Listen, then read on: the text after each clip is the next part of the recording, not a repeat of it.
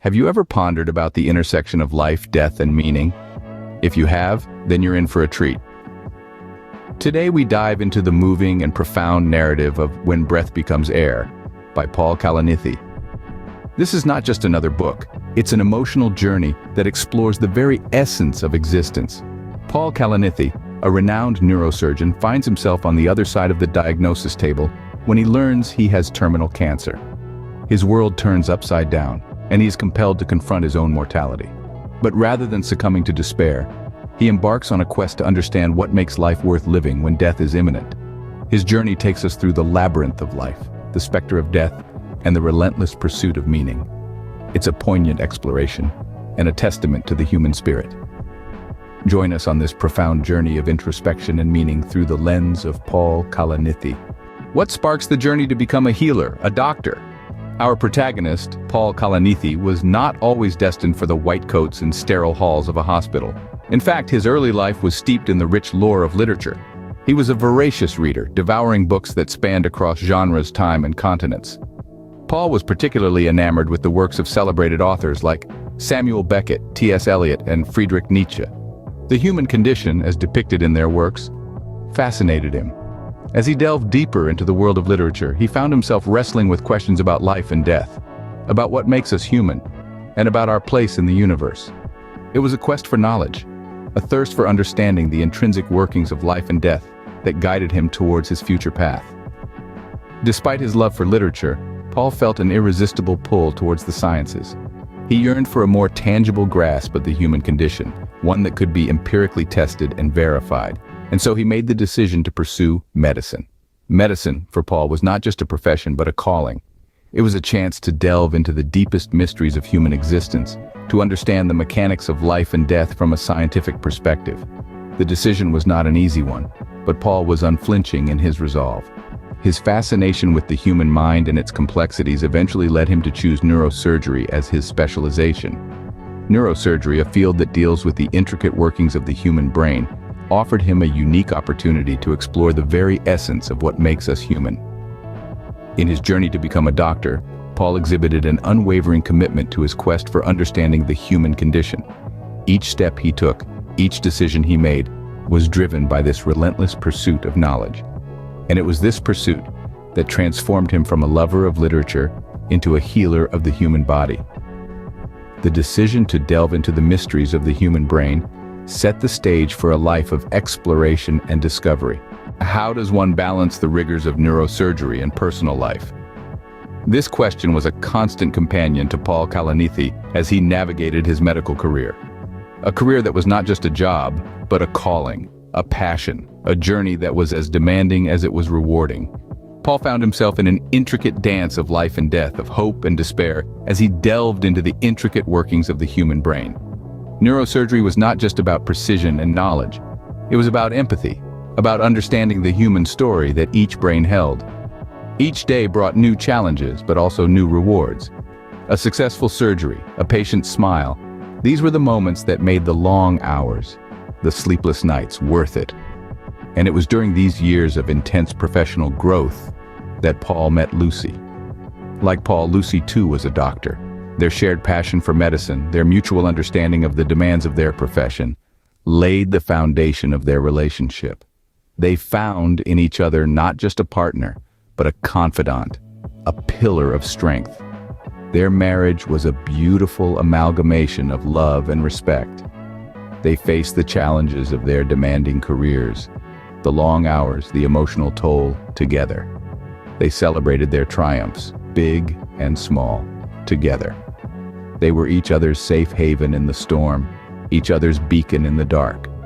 But their journey was not without its struggles.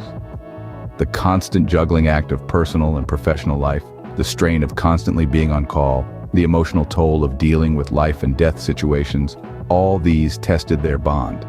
But they held on, they held each other, and emerged stronger. Their love deepened, their bond fortified. Life was unfolding beautifully for Paul and Lucy. They were building a life together. They were making a difference in their patients' lives. They were living their dream. They were balancing the rigors of neurosurgery and personal life. They were finding their rhythm. Life was unfolding beautifully until the unexpected happened. What happens when the doctor becomes the patient? In the heart of our narrative, we find Paul Kalanithi at a crossroads. A skilled neurosurgeon, he has spent his life unraveling the complexities of the human brain, the intricate web that houses our thoughts, our dreams, our very essence. But life, as it often does, throws a curveball. Paul is diagnosed with terminal lung cancer. Imagine, if you will, the irony. A man who has dedicated his life to saving others, to prolonging the inevitable, is now faced with the stark reality of his own mortality. At first there is denial, a disbelief so profound it shakes him to his core. This can't be happening, he thinks, not to him, not now. But as the weight of his diagnosis sinks in, denial gives way to acceptance. Paul the healer is now Paul the patient. The roles have reversed and he finds himself on the other side of the medical equation. He is no longer the one delivering the diagnosis, he is the one receiving it. This acceptance doesn't come easy. It is a grueling process, filled with moments of despair, anger, and grief. But amidst the chaos, Paul finds a sense of clarity. He realizes that even though his time is limited, it doesn't mean it isn't valuable. He understands that life isn't about the quantity of days, but the quality of existence. And so, he begins to live, not in the shadow of death, but in the light of life. He embraces his reality, not as a death sentence, but as a reminder to savor every moment, to live fully, to love deeply, and to leave a lasting legacy. In the face of adversity, Paul shows us that life and death are two sides of the same coin, that to truly understand life, one must first come to terms with death. The doctor who decoded the mysteries of life and death was now facing his own mortality. Can one find meaning in life when death looms large? This is the question that Paul Kalanithi grapples with, following his life-altering diagnosis. Life, as he once knew it, took a sudden detour. The tables had turned, and now the doctor had become the patient. Yet in the face of this daunting reality, Paul chose not just to live, but to thrive. With the sands of time slipping swiftly through his hands, Paul made the decision to pen down his journey in the form of the book, When Breath Becomes Air. His intention was not to write a tale of despair or to bemoan his fate. Rather, he wished to explore the concept of mortality, to delve into the existential questions that often emerge when one is faced with their own impermanence. Paul's diagnosis was not just a sentence of death. It was an invitation to truly live. He decided to use his remaining time to understand what made life worth living. His quest took him on a journey, not just of the physical realm, but also of the mind and spirit. In his book, Paul ponders on the meaning of life, love, and legacy. He explores the idea of a life well lived, the importance of relationships, and the value of making a difference. He contemplates on the significance of each breath we take, the fragility of life, and the profound beauty of existence. Paul's life post-diagnosis was not about succumbing to his disease, but about rising above it. It was about finding joy in the everyday, savoring moments with loved ones, and continuing to contribute to the world in his own unique way. Through his introspective journey, Paul discovered that death is not the end, but a part of life. It is a reminder to appreciate the beauty of existence, to cherish our relationships, and to leave a lasting legacy. In the face of death, Paul found a new perspective on life. He learned that life is not about the number of days we live, but about the depth of experiences we have, the relationships we nurture, and the impact we make. And through his book, he invites us all to ponder on these profound truths. What legacy does one leave behind? It's a question that Paul Kalanithi wrestled with in his final days. As he teetered on the precipice of life and death, he found himself reflecting more and more on this question. Paul's final days were a testament to his courage and resilience. Despite his deteriorating health, he continued to work on his book, pouring his soul into every page. He was determined to leave behind a legacy, to share his experiences, his insights, and his wisdom. He wanted to show that even in the face of death, there is life. There is meaning, there is purpose. His courage was not just in facing his own mortality, but also in how he chose to live his remaining days. He did not shy away from the pain or the fear. Instead, he embraced them, used them as fuel to live each day to its fullest. He continued to learn, to grow, to love, even as his body began to fail him. He was a beacon of strength, of resilience, of hope. In the end, Paul Kalanithi's death was as graceful as his life. He passed away surrounded by his loved ones, leaving behind a legacy that continues to inspire. His book, When Breath Becomes Air, is more than just a memoir. It's a testament to his strength, his courage, his wisdom. It's a testament to the human spirit, to its ability to endure, to persevere, to find meaning in the face of adversity. And so, even in death, Paul Kalanithi continues to teach us, to inspire us. His words, his wisdom, his courage, they live on in his book, in his legacy. They serve as a reminder that even in our darkest moments there is light, there is hope, there is life. Paul's journey ended, but his wisdom and courage continue to inspire. His legacy lives on, a beacon of hope for all those who face adversity, a testament to the enduring power of the human spirit. What can we learn from Paul's journey? The story of When Breath Becomes Air is a poignant reminder of the fragility of life and the profundity of mortality. Yet amidst this stark reality, it also serves as an illuminating beacon of hope and resilience, offering us invaluable takeaways. Firstly, the book underscores the importance of finding meaning in life.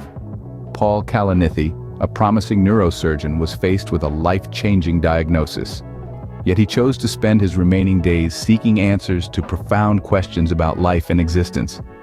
He teaches us that life's worth is not measured by its length, but by the depth of experiences we accumulate and the meaning we derive from them. Secondly, the book confronts us with the inevitability of death. Death, often regarded as a tabooed subject, is viewed in this narrative as an integral part of life. Paul's journey encourages us to reflect on our mortality, not with fear or denial, but with acceptance and understanding. Recognizing death as an inevitable part of life can help us live more fully, appreciating each moment we are granted. Finally, the book exemplifies the power of courage. Paul's bravery in the face of his diagnosis is remarkable. Despite the looming shadow of death, he continued to work, to write, and to live his life as fully as he could. His courage is a testament to the human spirit's resilience and an inspiration for us all to face our adversities with similar fortitude. These lessons are not just about living or dying. They are about embracing the totality of our existence, about finding joy and meaning even in the face of adversity, about facing our fears, and most importantly, about having the courage to continue on, regardless of the obstacles in our path. In When Breath Becomes Air, Paul Kalanithi teaches us not just about life and death, but about the courage to face both with grace and dignity. What does it mean to truly live? As we ponder over this question, let's reflect on the themes that When Breath Becomes Air has presented. This poignant and profound tale has shown us that life isn't about the number of breaths we take, but the moments that take our breath away. The story of Paul Kalanithi, a man who personified resilience, passion, and wisdom, reminds us to cherish our existence, to value our relationships, and to find the courage to face the inevitable, no matter how daunting it may seem.